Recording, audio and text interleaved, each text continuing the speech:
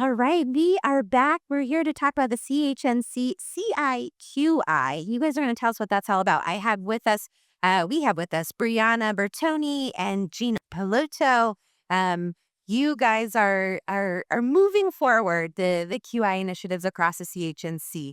So what should people know from your talk earlier, Briana, and what's coming up next? I think the big things to know are we are completing or finishing up on Project Home. So we talked a little bit about that last year when we were on. So that's the project that's working on increasing the rates of human milk at discharge. So parental milk at discharge, that project is wrapping up. And we are going to be starting a new and really exciting project that is coming up. That's a little bit of a different approach from what we've done previously.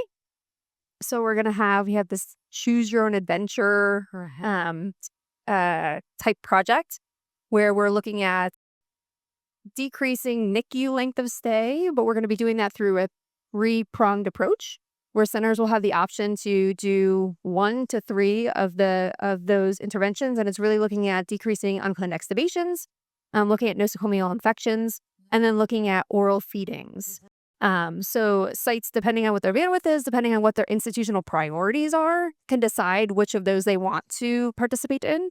So I think those are exciting things to assume. Yes, I mean, as you know, all of CHNC is focused on a better future for all the babies in our children's hospital level 4 NICUs. And our part of that in the QI collaborative is really to use QI methodology, use benchmarking, collaboration, learning from each other to advance all of those metrics that Briana's been mentioning. So we're excited to learn from the teams what they want to work on and how we can facilitate improvement for all the sites. I love that. And for people who aren't familiar with Project Home, what were kind of the key things you found in this last year? I was especially interested to hear about the impact of the transport team, and so I hope you'll highlight that. Yeah, so we did a structural assessment where we looked at what different sites have, what's available at the different sites. We looked at a lot of different markers of engagements and how different sites have had different people that are involved in the project, right, as we went along with the project. The transport team was really interesting as people were kind of talking about it. And it was as we have huddles. So for people who are not familiar with CIQI and the way that we do our the QI methodology, we have twice monthly huddles. They're on the same topic. So people generally come to one of the huddles. But one of the things that came up a lot in huddles was the use of transport team and how transport team was getting involved. So as level 4 NICU is a little bit different than some of the level 3 NICUs, right? A lot of these children may be referrals. And so getting the transport team involved to have scripting for how they're talking to families, but also handouts that they were using and handouts in different languages became one thing that teams, I think, took from different sites, which I think is one of the values of the collaborative, right? You can learn from the other sites. And we're able to implement and use at the different centers. So I thought it was a great learning experience for us. And I used to add to that, too. We know that the evidence supports when the team members taking care of the families and the babies are promoting breast milk and educating the families and everybody having a unified voice, that can lead to more breast milk at discharge and supporting families through that. And starting with the transport team is just a creative thing we learned from some sites. And it's just really exciting work that it's all about learning all the other creative ideas from other places. That's so cool because it sounds like you identified an important stakeholder that maybe hadn't come up in stakeholder mapping at every site, but that all sites can really start to think about. Yeah, absolutely. And we know our transport teams they're just energized, dynamic. I think if whatever we would assign them, that they'd get it done. So I think that's a neat opportunity there. Any other lessons learned from the project? I think a lot of the things that we took away from this project were just kind of how in-depth and how detailed this project is, how many different people kind of touch this. The process metrics that we have from this are really early, right, in the project. And then the outcome metric was really late, right? So especially for babies that are at a level 4 NICU, right, their length of stay might be really long. Yeah. And so months. Right. So impacting that weeks and months and then looking at your process metrics that are happening earlier on And keeping engagement with that entire process the whole time through becomes really important. Right. The one thing I think a big takeaway that I had from this, which is not surprising, is how much culture has an impact on this, right? And what we continuously, I think, heard from the teams, both during the project and at the end and reflections, were how culture has shifted and how culture is still shifting, right? So I think that was one big thing that I would say is a takeaway. And it seems like, in quality improvement in the NICU, usually we're focused on our teammates and what our teammates are doing. But this is a project that was shaping how we influence parents. So that was more challenging, I think, than other projects in some way. Not that every QI project doesn't have a challenge, but definitely different strategies to really lead to success have to be engaged. And to your point about culture, like the culture of the unit, the culture, but then also when you think about familial culture, there are no mass. So I love that you pointed that out.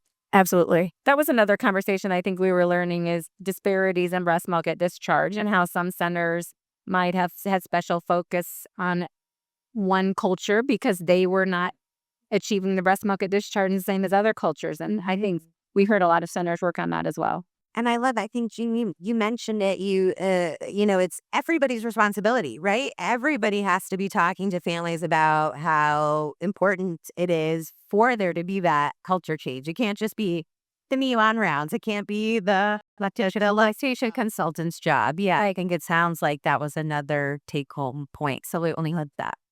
And as we're wrapping up, tell us, you alluded a little bit to it, Briana, but what makes like the CHNC CIQI process different than other QI processes?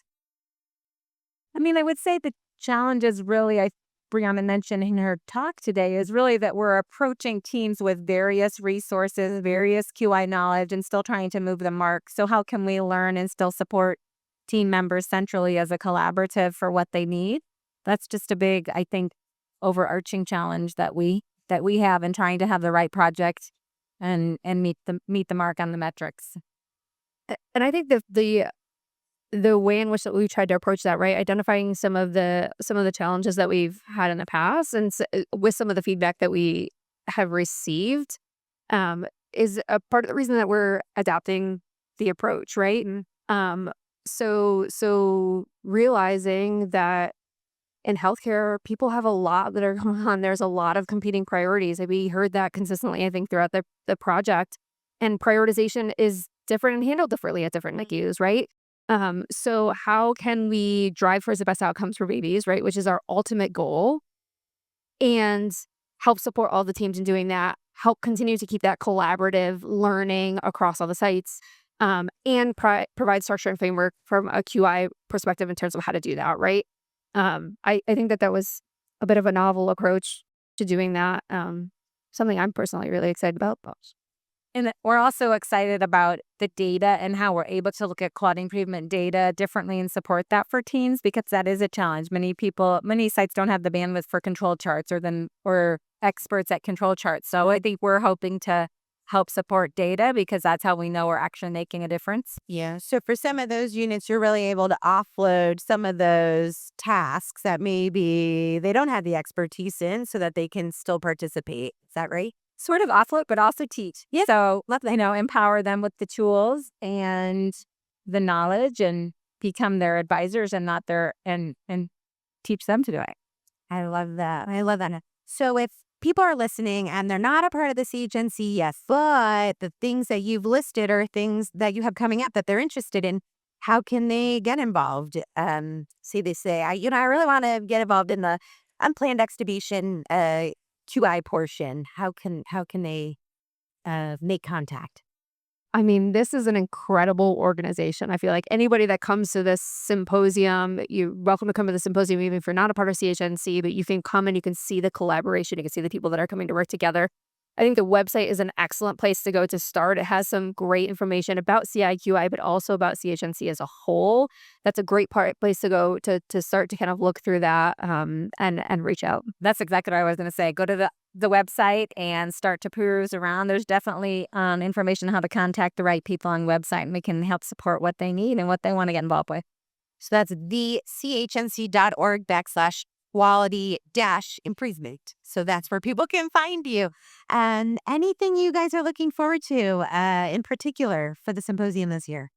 Me personally, I always learn a lot. I learn a lot from all the talks, what people are doing at other sites, and just look at how we can bring things back to our own local center to take the best care of babies in front of us. Okay, well, thank you all for all your hard work. Yeah, and we're looking forward to seeing the next set of initiatives.